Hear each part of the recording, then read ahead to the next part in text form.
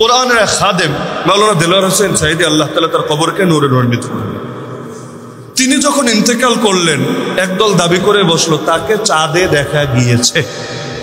শোনেন নাই মনে হয় আপনার? একজন মানুষকে চাঁদে দেখা যাওয়া অসম্ভব না। আমরা কারামত অস্বীকার করি না, এটা আমাদের আকীদার অংশ। কারামাতুল আউলিয়ায়ে হাক্কুন, ওলিদের কারামত অবশ্যই সত্য, কিন্তু যে কোনো ঘটনা প্রমাণিত হওয়ার জন্য কিছু নীতি আছে, কিছু রীতি আছে, কিছু মাধ্যম আছে। যেমন ইসলামের দৃষ্টিতে তো নিষেধই করা হয়েছে যে একজন ব্যক্তি মিথ্যাবাদী হওয়ার জন্য এটাই যথেষ্ট। বুখারী মুসলিমের হাদিস, একজন ব্যক্তি মিথ্যাবাদী হওয়ার জন্য এটাই যথেষ্ট। যা শোনে যাচাই বাছাই ছাড়া তাই বলে বেড়ায়, এটা মিথ্যাবাদী হওয়ার জন্য যথেষ্ট। তার মানে কি? যা শুনবো আবেগে তাই বলতে হবে? আরে ভাই, সম্ভব হওয়া এক জিনিস, সম্ভব হওয়া এক জিনিস, বাস্তবে ঘটা আরেক জিনিস। আমি তো এই মুহূর্তে সিলেটেও থাকতে পারতাম, এটা সম্ভব নাকি সম্ভব না? আরে বলে না, সম্ভব নাকি সম্ভব না? কিন্তু আমি কি সিলেটে আছি না রাজবাড়ী আছি? তো সিলেটে থাকা সম্ভব ছিল কিন্তু বাস্তবে ঘটে নাই, রাজবাড়ী থাকা সম্ভবও ছিল বাস্তবে ঘটেছেও। তো সম্ভাবনা ভিন্ন জিনিস, বাস্তবতা ভিন্ন জিনিস। তো তাকে চাঁদে দেখা যাওয়া, সূর্যে দেখা যাওয়া, আমি বলছি না অসম্ভব, আল্লাহ পারেন না, নাউজুবিল্লাহ, এই কথা বলছি না, সম্ভব।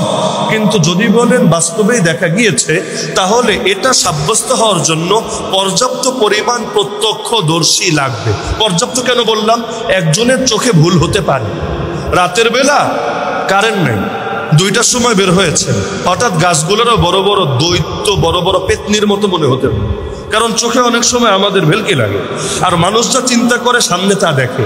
আপনারা এই যে রেলগাড়ি, রেল স্টেশন তো কাছেই, যখন রেলগুলো চলে আপনারা যা কল্পনা করবেন দেখবেন ওই ট্রেনের চাকার আওয়াজে ঠিক তাই কানে বাজে।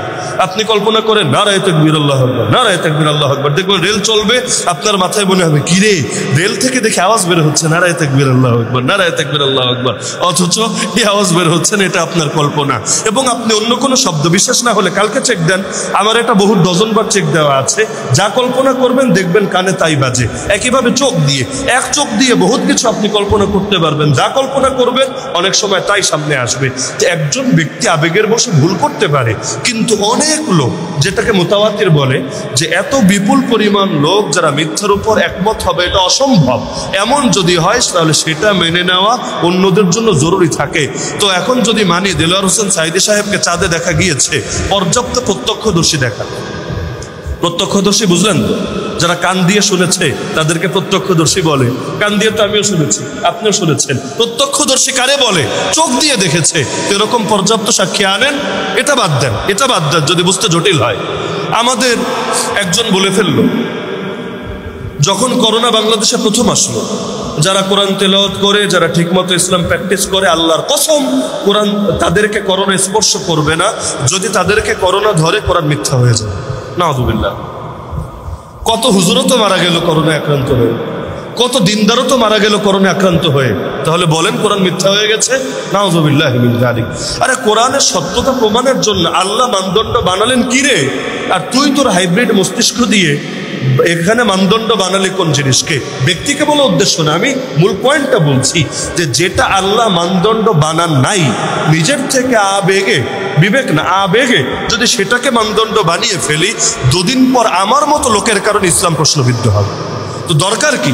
ইসলামের জন্য কিছু করতে পারি বা না পারি, ক্ষতির কারণ না হোক, আমার দ্বারা দ্বীনের কোনো ফায়দা যদি নাও হয়, অন্তত আমার কারণে ইসলামের কোনো ক্ষতি না হোক, কোনো বদনাম না হোক, নাস্তিকরা কোনো সুযোগ না পেয়ে যাক। কিন্তু আজকাল এগুলোই হচ্ছে। মাইক একটা সামনে পেলে কি রেখেছে কি বলবে, মাথায় কোনো কাজই করে না, একেবারে আবোল তাবোল বকতে শুরু করে।